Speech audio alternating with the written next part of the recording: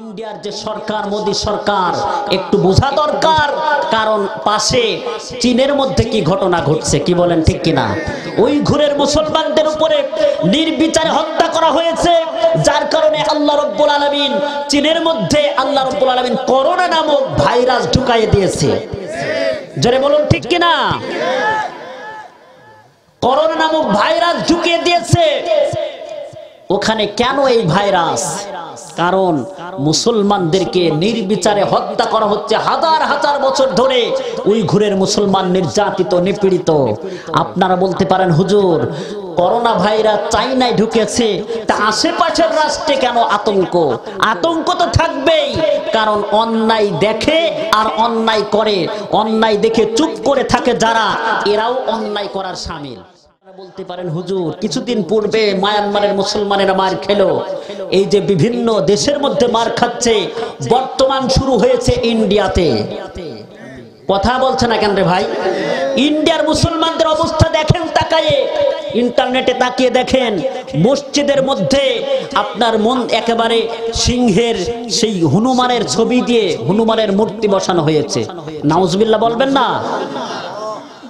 ইন্ডিয়ার মতো জায়গায় যেখানে ধর্ম নিরপেক্ষতার বুলি ঘটায়, কিন্তু আজকে সেখানে দেখেন মুসলমানদের উপরে নির্বিচারে হত্যা করা হচ্ছে। জোরে বলুন ঠিক কিনা? মুসলমানদেরকে মারা হচ্ছে। তোমরা স্মরণ করো ইন্ডিয়ার মুসলমান, ইন্ডিয়ার যে সরকার মোদি সরকার একটু বোঝা দরকার, কারণ পাশে চীনের মধ্যে কি ঘটনা ঘটছে, কি বলেন ঠিক কিনা? উইঘুরের মুসলমানদের উপরে নির্বিচারে হত্যা করা হয়েছে, যার কারণে আল্লাহ রাব্বুল আলামিন চীনের মধ্যে আল্লাহ রাব্বুল আলামিন করোনা নামক ভাইরাস ঢুকাইয়ে দিয়েছে। জোরে বলুন ঠিক কিনা? করোনা নামক ভাইরাস ঢুকিয়ে দিয়েছে। ওখানে কেন এই ভাইরাস? কারণ মুসলমানদেরকে নির্বিচারে হত্যা করা হচ্ছে হাজার হাজার বছর ধরে। উইঘুরের মুসলমান নির্যাতিত নিপীড়িত। আপনারা বলতে পারেন হুজুর করোনা ভাইরাস চাইনায় ঢুকেছে, তা আশেপাশের রাষ্ট্রে কেন আতঙ্ক?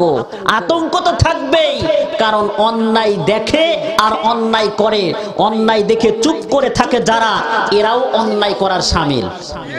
জোরে বলুন ঠিক কিনা? যার কারণে আল্লাহ রাব্বুল আলামিন ওদের ওখানে গজব দিয়ে ক্ষান্ত হননি, বরং আশেপাশের মানুষদেরকেও গজব দিয়ে ধ্বংস করছে। কি বলুন ঠিক কিনা? এর জন্য আমরা অন্যায় দেখলে প্রতিবাদ করবই করব। জোরে বলুন ঠিক কিনা? অন্যায়ের প্রতিবাদ করাই লাগবে, না হলে আল্লাহর গজব যখন আসবে কারোর জন্য ছাড় নাই। ঠিক কিনা? মনে করুন আপনি দোতলা লঞ্চে কোথাও সফর করছেন, এখন নিচতলার মানুষ পানি নিতে দোতলায় যাওয়া লাগে। পানি তো নিচতলার সাথে সংশ্লিষ্ট, কি বলেন ঠিক কিনা? এখন নিচতলারা বারবার মনে করছে দোতলায় গিয়ে আমাদের পানি নেওয়া লাগছে, এই কাজ তো করা যায় না। আবার দোতলা লোকদেরকেও বিরক্ত করা হচ্ছে, আমরা নিচতলায় একটু সাপল মেরে কানা করে ছিদ্র করে এখান থেকে পানি পান করি বা পানি ব্যবহার করি। এখন বলুন নিচতলা ওলারা যদি সাপল মেরে কানা করে ছিদ্র করে ওখান থেকে পানি বের করে, শুধু নিচতলা ওলারাই ডুবে মরবে না উপরতলা আলারাও মরবে? তাহলে উপরতলা আলাদের দায়িত্বটা কি? নিচতলা আলাদের যে অন্যায় করতে যাচ্ছে এখানে বাধা প্রদান করা। কি বলেন ঠিক কিনা?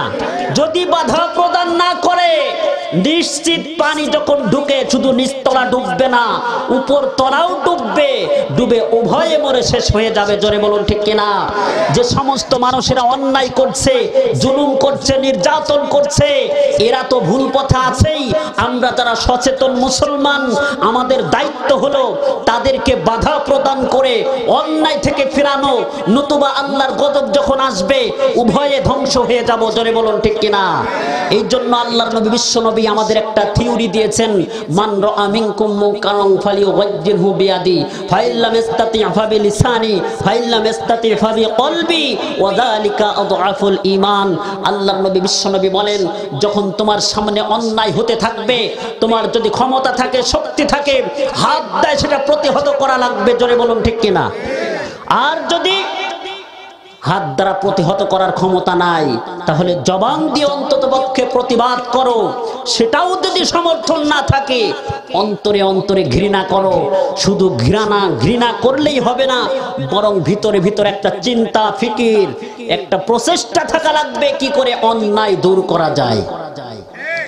এই কথা বলছে না কেন রে ভাই? আপনারা কি জমে গেছেন? আপনি বাইচে আছেন তো? এই কথা বলেন, বাইচে আছেন?